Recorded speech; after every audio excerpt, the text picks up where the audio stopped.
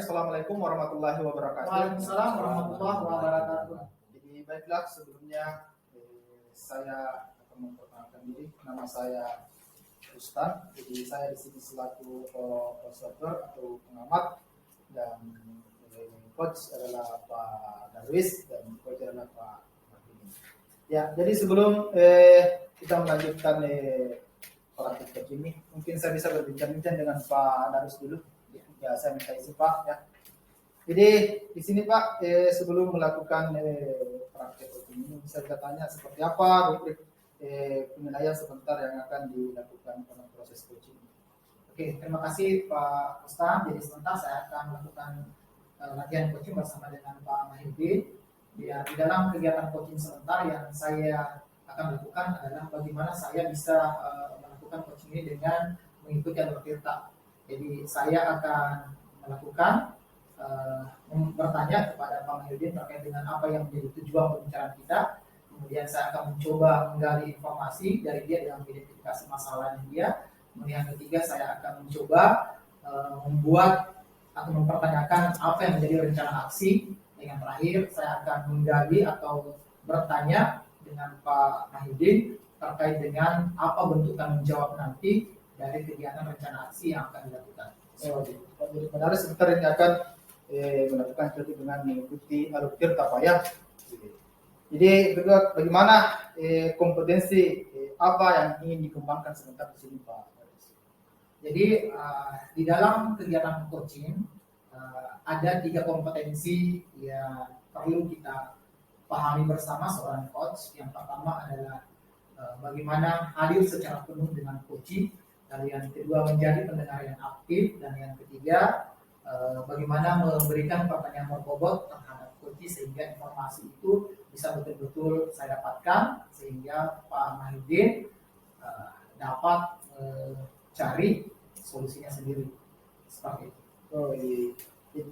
Jadi baik ya, dari yang ketiga tadi kompetensi yang dikembangkan, yang mana bagian kompetensi yang secara spesifik lagi yang ingin dikembangkan Pak?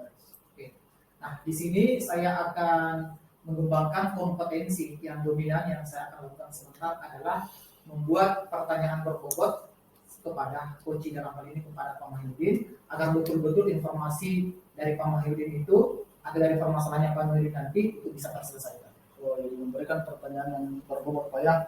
Kedua, ya bagaimana seperti apa indikator ketercapaian atau pengembangan yang akan diinginkan? Jadi indikator sebentar di kegiatan coaching ini adalah bagaimana nanti Pak Mahyudin bisa menyampaikan atau mendapatkan solusi sendiri dari permasalahannya atau keluar dari permasalahannya sendiri. Oh, terima kasih Pak Darwis ya. Jadi sekian perbincangan saya dengan Pak Darwis. Untuk itu saya memberikan waktu kepada Pak Bapak untuk mengikuti praktek coaching ini. Jadi silakan Pak. Ya, terima kasih Pak. Assalamualaikum Pak Darwis. Waalaikumsalam warahmatullahi wabarakatuh. Maaf Pak, kedatangan kami tidak mengganggu Bapak. Insya Allah. Jadi maksud kedatangan saya di sini Pak Darwis, saya ingin berbicara tentang masalah yang saya alami saat ini. Masalah yang saya alami saat ini terkait dengan tugas sebagai pendidik, di mana tugas pendidik itu sebagai mengajar, namun karena saya diberikan juga tugas pokok, sehingga saya terkadang merasa tidak sepenuhnya melakukan tugas pokok saya sebagai seorang pendidik, dikarenakan kalau saya fokus di tugas tambahan maka terbengkalailah tugas pokok saya sebagai seorang pendidik. Nah, dengan kegiatan masalah ini saya ingin bagaimana kira-kira yang seharusnya yang saya lakukan Pak. Oke. Terima kasih Pak Mahyudin. Yeah. Oke, sudah berbagi Pak. permasalahan tadi disampaikan. Ya. Jadi intinya di sini di pembicaraan kita sebentar, apa yang menjadi tujuan atau apa yang menjadi tolak ukur sebentar yang akan kita capai bersama di pembicaraan kita. Sebagai tolak ukur saya melakukan kegiatan diskusi hari ini, saya ingin bagaimana menemukan solusi supaya tugas saya ini sebagai seorang pendidik, yaitu dalam ini sebagai guru, dan diberikannya tugas tambahan sebagai pengelola administrasi dana BOS, saya ingin menemukan solusinya supaya keduanya bisa berjalan sesuai dengan harapan. Oke. Ya. Jadi intinya yang saya tadi tangkap dari pembicaraan kita, Pak Mahyudin memiliki tugas tambahan selaku pengelola dana BOS. Di satu sisi Pak Mahyudin peranan pentingnya di sini adalah seorang pendidik, mengajar dan mendidik peserta didiknya. Betul Pak. Ya. Nah, di sini selama ini Pak Mahyudin melihatnya ada tugas tambahan, ada kegiatan pokoknya Pak Mahyudin selaku guru, prosentase keterlaksanaannya seperti apa? Begini Pak keterlaksanaannya.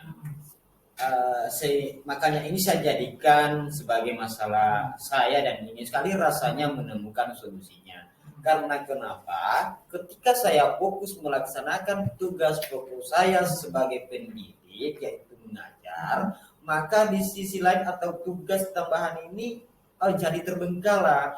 Dan kalau misalnya saya lagi fokus ke tugas tambahan ini, maka tugas pokok sebagai seorang guru ini lagi yang terbengkalai. Jadi akhirnya disinilah saya bingung seperti apa solusi sebenarnya yang saya harus lakukan sebagai seorang pendidik dan mengembang tugas juga sebagai pengelola. Oke. Nah, sekarang Pak Mahyudin mau yang seperti apa di dalam nanti menjalankan tugas tambahan dan tugas pokok? Mau seperti apa? Keinginan saya ingin bagaimana dua-duanya ini bisa berjalan sesuai dengan harapan. Ya.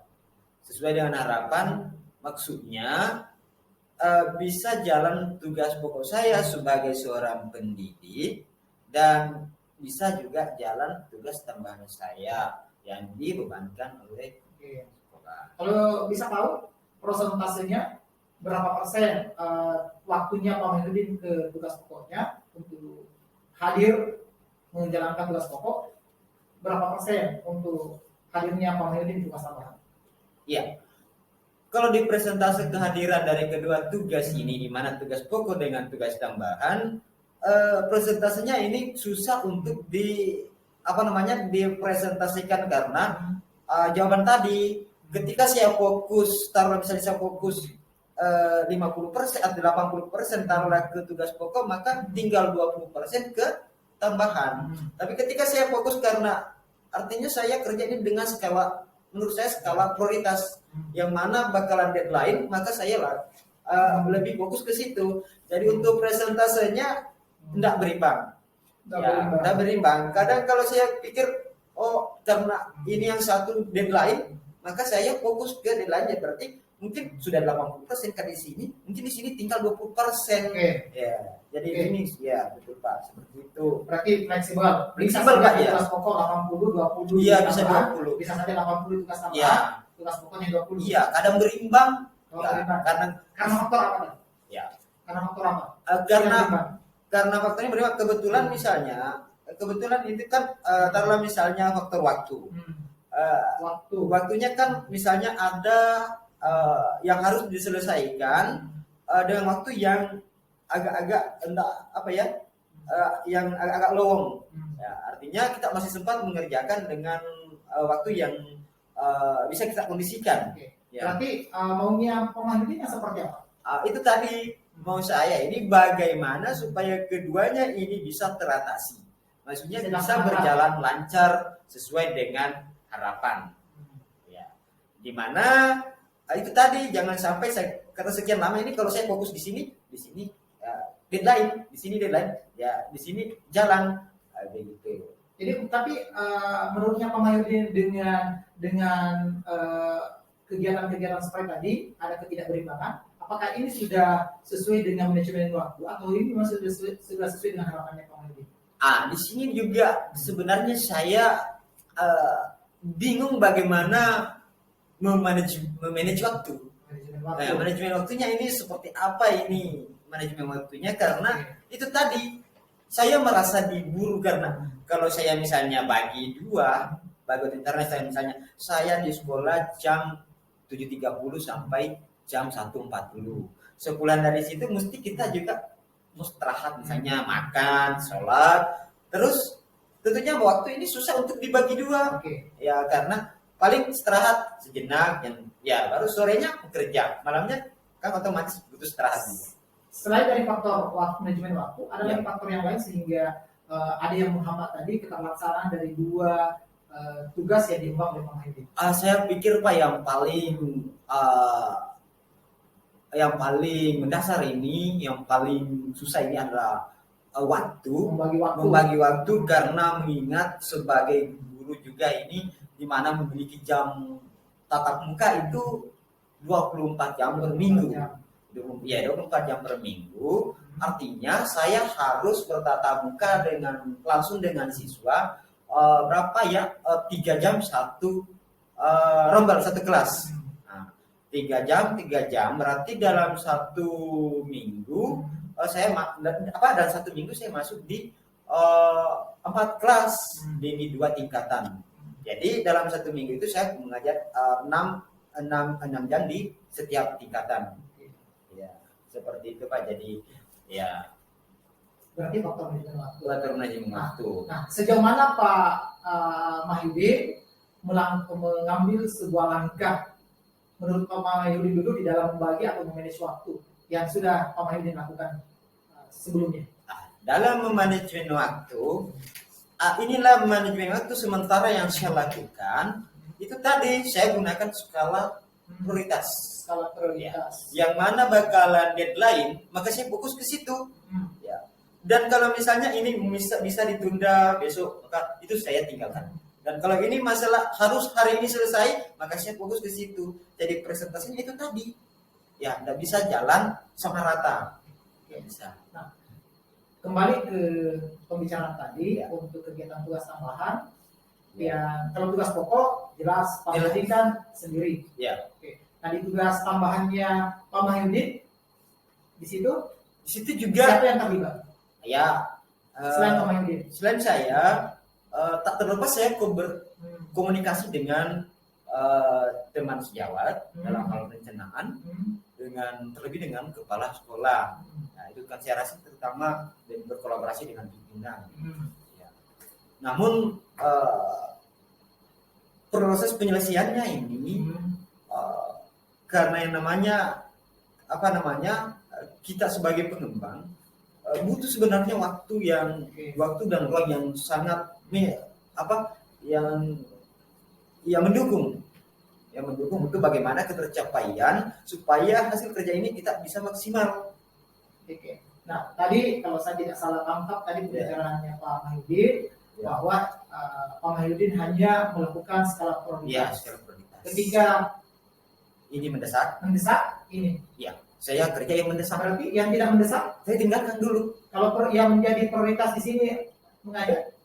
Artinya kan kalau mengajar ini bolehlah saya mengatakan nanti besok lah. Ya, kalau ini harus di store hari ini. Nah, ketika misalkan tadi proses pembelajaran dalam kelas tidak dilakukan, apa langkah Pak ini?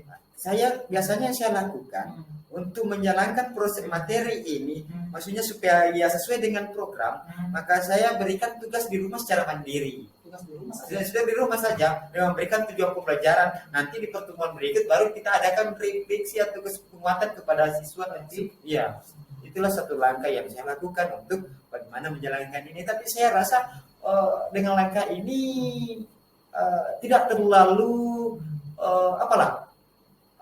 siswa malah tidak terlalu pahami apa yang diberikan karena butuh penjelasan mungkin seperti. Oke, berarti dengan melakukan tadi langkah belajar mandiri beserta didiknya Pak Mahyudin, ternyata hasil evaluasinya Pak Mahyudin merasa tidak maksimal karena masih ada tujuan-tujuan itu yang tidak tercapai dari hasil pembelajaran secara mandiri. Ya, ada beberapa siswa yang Hmm. tidak mencapai tujuan itu. Karena Karena- waktunya Pak Mahyudin tadi di Ya, manajemen, ya di manajemen.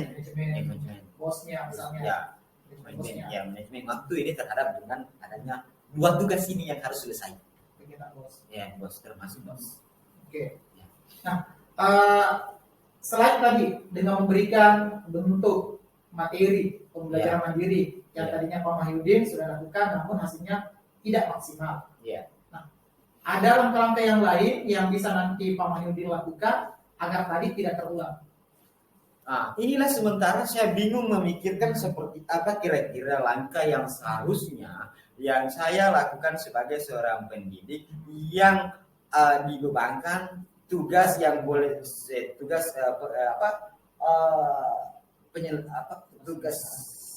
tambahan sebagai pengelola bos. Karena saya pikir kalau saya fokus di ini sepertinya bagaimana ya? Kalau ibarat timbangan itu sama-sama beratnya. Coba. Ya. Kalau misalnya saya ke ini seperti bagaimana ya? Seperti ya kayaknya harus jalan dua-duanya, Oke. harus imbang. Nah, menurut Pak Mahyudin, yang satu tugas pokok, Ya.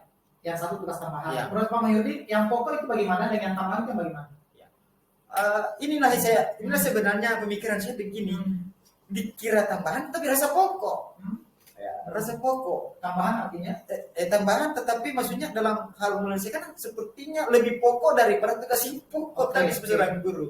Ya, ini mungkin terlalu pentingnya mungkin ini namanya administrasi pengelolaan dana bos ini. Oke, nah sekarang kita ke tugas tambahannya dulu. Ya. Ke Ya. pengelolaan dana bosnya. Ya.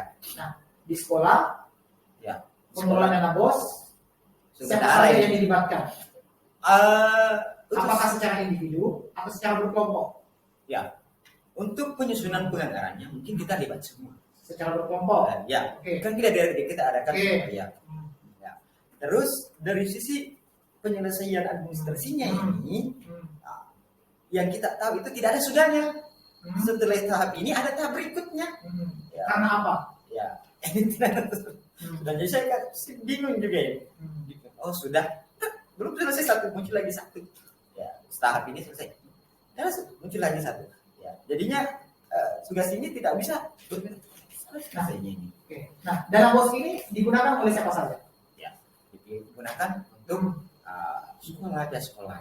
Maksud saya Ya, digunakan untuk pihak sekolah kan tentunya seperti itu. ya, Oke, berarti yang bertanggung jawab bukan hanya Pak Mahyudin, ya, tetapi semua komponen-komponen yang ada di sekolah. ya. Siapa saja yang bisa bertanggung jawab? Termasuk kepala sekolah, Kepala sekolah satu, bendahara, bendahara satu, dua.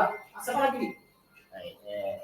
teman sejawat, Teman sejawat atau rekan sejawat? teman sejawat. Apakah ini rekan sejawat sudah dilibatkan di dalam manajemen bos? Ya, sudah dilibatkan. Tetapi sebagai penanggung jawab dalam hal ini sebagai pengelola ada beberapa yang harus kita selesaikan secara sendiri Kenapa tidak dilakukan secara terbuka? karena kalau susah ini karena kalau misalnya dilakukan secara terbuka ini kan ketemunya di sekolah artinya kalau ini mau dilakukan mungkin secara serius harus dilakukan dengan waktu-waktu yang Oke. tertentu. Oke, saya paham. Nah sekarang Pak Mahyudin tadi hadir di sekolah kan untuk mengajar. Ya. Oke, teman-teman yang lain juga hadir di sekolah kan mengajar. Ya. Kenapa dilakukan penyelesaian administrasi di sekolah itu di waktu proses pembelajaran? Administrasi sekolah dilakukan pertanyaannya begini, boleh diulangi Pak pertanyaannya? Kenapa di waktu penyelesaian administrasi Ya. di waktu mengajarnya Pak Mahyudin? Penyelesaian administrasi di waktu mengajar saya, kalau administrasi mengajar saya, saya lakukan di waktu-waktu sore pulang dari sekolah, ya, ini pulang dari sekolah. Terus di waktu-waktu istirahat Terus juga sering saya gunakan untuk mengisi waktu bagaimana supaya itu tadi tugas ini bisa jalan. oke. Ya. Oke, jadi tugas pokoknya Pak Mahyudin jalan, tugas Jalan. tambahannya jalan, Ya. dengan membagi waktunya di jam Ya, istirahat, di jam istirahat. dimanfaatkan untuk menyelesaikan administrasi. Ya. Dalam hal ini dilibatkan semua stakeholder. Ya. Oke, Seperti itu. berarti tidak bekerja secara mandiri, tapi Ya. secara berpola. Berkolaborasi kita. Ya, betul. Menurut sih saya mungkin bisa dengan tadi itu berkolaborasi, ini bisa terlaksana dua-duanya dengan baik. Tapi di sisi lain mengingatkan semua punya kesibukan, ada waktu tak tertentu, waktu mengajarnya dan waktu istirahat itu kan sangat terbatas. Jadi mungkin bagusnya seperti apalah ini yang jadi beban buat saya ini bagaimana menarik benang merahnya kesimpulannya supaya saya ini bisa jalan dua-duanya. Jadi Pak Mahyudin tetap optimis untuk menjalankan Bisa. keduanya. Ya, saya tetap berusaha Optimis. untuk bagaimana menjalankan. Tapi dari dua sisi tadi yang saya maksud, yang mana yang dikedepankan? Nah, inilah skala prioritas. yang mana ini betul-betul bingung yang mana lebih mendesak, maka itu ya mungkin, Tapi kan Pak Mahyudin tugas pokoknya diangkat oleh menjadi ASN kan di mana? ya tetap di sebagai pendidik. Pendidik. Ya, Yakin? yakin. Terus kenapa mau dijalankan menjadi prioritas tugas tambahan? Karena rasa-rasanya itulah seperti kalau kita tidak terbebani, serasa sangat terbebani dengan tugas tambahan ini. Makanya saya bilang seperti sama beratnya lah kalau ada Oke. kata ditimbang. Tadi kan Pak Mahyudin sudah menyampaikan ke saya bahwa tugas tambahan ini penyelesaian administrasinya Ya, tidak saya kerja secara individu. ya. Ada orang lain yang saya libatkan. Ya. Dibuatkan Ya. semacam SK, Betul. dibuatkan dalam bentuk manajemen bos. Ya, betul. Oke? Ya. Apa fungsi dari manajemen bos? Ya, disitulah kita berkolaborasi menyelesaikan ini program-program. Ya. Bagaimana menyusunnya? Apakah ini sudah berjalan? Alhamdulillah sudah berjalan. Oke, berarti sudah berjalan. Sudah berjalan. Berarti kalau seperti itu, Ya, itu ya sudah berjalan ini. tim manajemen bosnya sudah berjalan maksimal. Maksimal. Oke, di sekolahnya Pak Mahyudin. Ya. Nah, cuman ini di sisi lain yang terkendala buat saya ini bagaimana mengatur waktunya. Itu saja. Karena ya saya pikir bagaimana caranya supaya Oke. bisa juga jalan. Oke, kalau saya tadi tidak salah tangkap dari pembicaranya Pak Mahyudin Iya. bahwa tugas pokoknya tadi Pak Mahyudin kan tetap dilaksanakan, Iya. tugas administrasinya juga dilaksanakan Iya. dengan waktu di jam-jam istirahat, Istirahat. Ya. jam-jam istirahat, Iya. agar manajemen bosnya Bisa. atau administrasinya itu nanti tidak menjadi deadline, Iya, iya betul. kebutuhan waktu, Iya, kan iya. seperti itu. Iya betul. Iya. Oke, dengan melibatkan Teman sejawat teman atau- sejawat ya, atau rekan sejawat, teman sejawat. bahkan ketua komite pun dilibatkan. Ya betul, dan konsultasi Oke. dengan teman-teman yang lain. Oke. Ya. Bagus. Nah, jadi dengan rencana seperti tadi hari ini yang kita mau lakukan untuk melibatkan atau membagi tugas-tugas di tugas tambahan ini dengan semua stakeholder di manajemen bos, lalu di satu sisi juga Pak Mahyudin nanti akan hadir secara penuh untuk melaksanakan tugas pokoknya. Apakah Pak Mahyudin nanti yakin bisa dilakukan dua-duanya? Setelah berbincang-bincang dan menemukan beberapa solusi berdasarkan dengan masukan-masukan, mungkin bisa kami menemukan satu solusi bahwa yang seharusnya saya lakukan untuk meminimalisir kesalahan ini mungkin lebih bagus mungkin memperbanyak dengan konsultasi memperbanyak kerjasama berkolaborasi dengan teman lainnya tentunya, dan juga harus banyak berkonsultasi dengan pihak-pihak yang terkait supaya program ini bisa berjalan dua-duanya walaupun ada hambatan, tetapi mungkin dengan jalan ini bisa teratasi. Oke, itu komitmennya Pak Ya, Mahyudin. insya Allah komitmen itu seperti itu menurut. Ya, insya Allah saya akan lakukan semaksimal sesuai dengan kemampuan saya. Oke, Ya, berarti yakin, optimis Pak Mahyudin ya insya akan Allah. menjalankan tugas pokoknya. Ya, insya Allah saya tetap lebih fokus dengan Hadir. tugas pokok saya, hadir sesuai waktu. Ya, dan Di satu di lain sisi tetap begitu menjalankan tugas Amanah. tambahan sebagai Amanah. amanah Amanah dari kepala sekolah. kepala sekolah. Oke. Ya. Oke.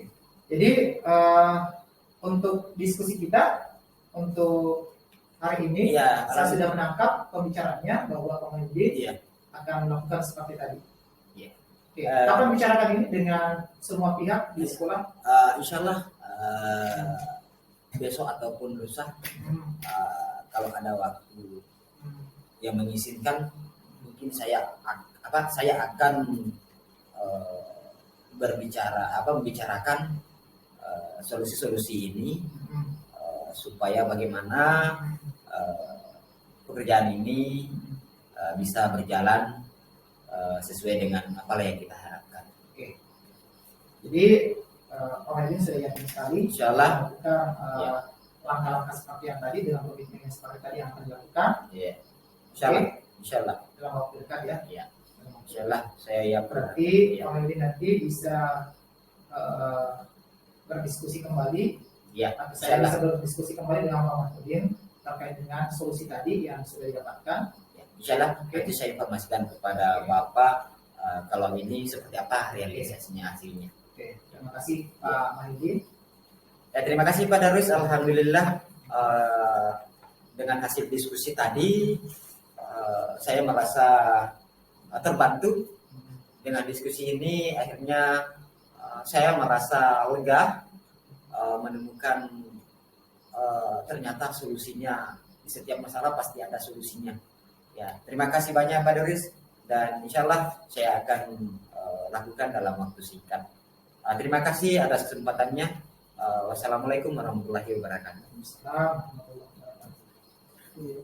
kasih. Jadi, baiklah, setelah saya mendengar tadi apa hasil praktek coaching yang dilakukan oleh Pak Darwis, ya di sini tadi karena ada beberapa kompetensi yang dikembangkan, yang mana tadi dikatakan Pak Darwis bahwa kompetensi yang paling mau dikembangkan di sini adalah bagaimana dia bisa memberikan pertanyaan yang berbobot. Setelah menurut pengamatan saya, ya sudah, tapi sebelumnya saya mau bertanya dulu sama Pak Darwis, mungkin bisa berbincang-bincang dulu. Ya. Di sini saya mau tanyakan Pak Darwis, kira-kira apa yang sudah dilakukan pada saat melakukan coaching atau apa indikator ketercapaian pengembangan yang diinginkan tadi kalau sudah tercapai Pak Darwis? Oke, kalau saya tadi melihatnya, saya berkomitmen tadi untuk mengajukan pertanyaan berbobot kepada Pak Mahyudin selaku coaching.